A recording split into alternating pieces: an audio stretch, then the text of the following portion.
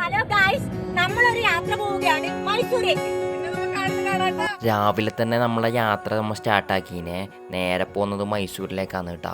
ഒപ്പം വണ്ടിയിലെ ആൾക്കാരെല്ലാം നല്ല ആവേശത്തിലാണ് ടൂറിൻ്റെ കാര്യത്തിൽ. നമ്മൾ വർഷാവർഷം ടൂർ പോകുന്നതാണ്. പിന്നെ എനിക്ക് എപ്പോൾ സർക്കിട്ട് തന്നെ ഇപ്പം എന്ന് പറയുന്നവരോടെ പൈസ ഉണ്ടാക്കിയാൽ മാത്രം പോരാട്ടാ, കുറച്ച് സന്തോഷമുള്ള നിമിഷവും സമ്പാദിക്കാൻ വേണ്ടി സാധിക്കണേ.